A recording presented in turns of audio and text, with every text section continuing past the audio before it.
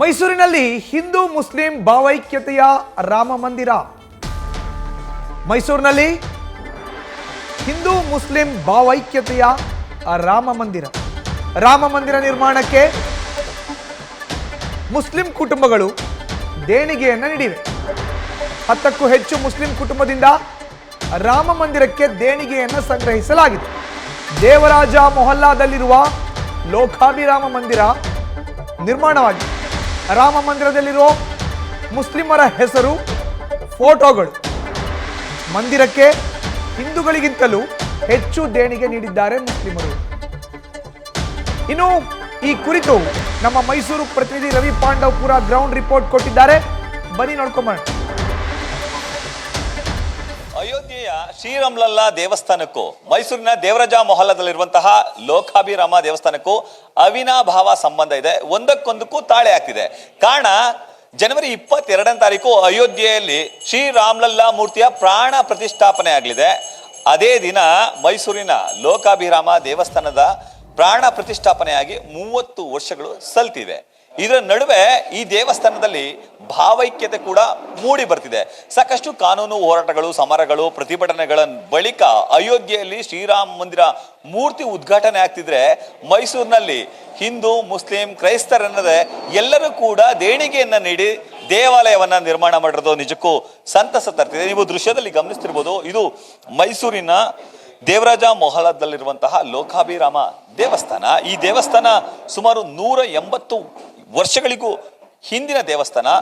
ಪುರಾತನ ಆದಂತಹ ಈ ದೇವಸ್ಥಾನದಲ್ಲಿ ಸಾಕಷ್ಟು ಫೋಟೋಗಳನ್ನು ನೀವು ಗಮನಿಸಬಹುದು. ಈ ಹಿಂದೆ ಈ ದೇವಸ್ಥಾನ 1994ಕ್ಕೂ ಮೊದಲು ಗುಡಿಸಲಿನಿತ್ತು. ಆ ಸಂದರ್ಭದಲ್ಲಿ ಒಂದು ಫೋಟೋವನ್ನು ಇಟ್ಕೊಂಡು ಇಲ್ಲಿ ಪೂಜೆಯನ್ನು ಮಾಡ್ತಿದ್ವು. ಆ ಫೋಟೋಗಳ ವಿಶೇಷತೆ ಸಾಕಷ್ಟಿದೆ. ಆ ಫೋಟೋಗಳು ಕೂಡ ಚಿನ್ನದ ಲೇಪನ ಇರುವಂತಹ ಫೋಟೋಗಳು. ಸುಮಾರು ಆ ಫೋಟೋಗಳಿಗೆ 180 ವರ್ಷಗಳ ಇತಿಹಾಸ ಇದೆ. ಕೋದಂಡರಾಮನ ಒಂದು ಫೋಟೋ ಆದಿಯಾಗಿ ಬಗೆಯ ದೇವರುಗಳ ಅಂದ್ರೆ ಬೇರೆ ಬೇರೆ ವಿಭಿನ್ನ ದೇವರುಗಳ ಭಾವಚಿತ್ರಗಳನ್ನ ಇಲ್ಲಿ ಇಡಲಾಗಿದೆ. ಆ ಫೋಟೋಗಳಿಗೂ ಕೂಡ ನಿತ್ಯವೂ ಇಲ್ಲಿ ವಿಶೇಷವನ್ನ ಪೂಜೆಯನ್ನ ಸಲ್ಲಿಸಲಾಗುತ್ತೆ. 1994ಕ್ಕೂ ಮುನ್ನ ಇಲ್ಲಿ ಈ ಫೋಟೋಗಳನ್ನ ಇಟ್ಟಿ ಪೂಜೆಯನ್ನ ಸಲ್ಲಿಸಲಾಗ್ತಿತ್ತು. ಆದ್ರೆ 1994ರಲ್ಲಿ ಈ ದೇವಸ್ಥಾನದ ಜೀರ್ಣೋದ್ಧಾರದ ಸಂದರ್ಭದಲ್ಲಿ ಹಿಂದೂ, ಮುಸ್ಲಿಂ, ಕ್ರೈಸ್ತರನ್ನದೇ ಎಲ್ಲರೂ ಕೂಡ ದೇಣಿಗೆಯನ್ನು ನೀಡಿದ್ರು. ದೇಣಿಗೆಯನ್ನು ನೀಡಿದ್ರ ಪರಿಣಾಮವಾಗಿ ಸದ್ಯ ದೇವಸ್ಥಾನವನ್ನ ಮೇಲ್ದರ್ಜೆಗೆ ಏರಿಸಲಾಗಿದೆ. ಇನ್ನು ನೀವು ದೇವಸ್ಥಾನದ ದೃಶ್ಯಾವಳಿಗಳಲ್ಲಿ ಗಮನಿಸ್ತಿರ್ಬೋದು, ಇಲ್ಲಿ ಸಾಕಷ್ಟು ಮಂದಿ ದೇಣಿಗೆಯನ್ನ ನೀಡುವಂತಹ ಕೆಲಸಕ್ಕೆ ಮುಂದಾಗಿದ್ದಾರೆ. ಅದರಲ್ಲೂ ಮುಸ್ಲಿಂ ಕುಟುಂಬದವರೇ ಹೆಚ್ಚಿನ ಸಂಖ್ಯೆಯಲ್ಲಿ ಈ ಒಂದು ದೇವಸ್ಥಾನಕ್ಕೆ ದೇಣಿಗೆಯನ್ನ ನೀಡಿರೋದು ನಿಜಕ್ಕೂ ಅಚ್ಚರಿಯನ್ನು ಮೂಡಿಸುತ್ತೆ.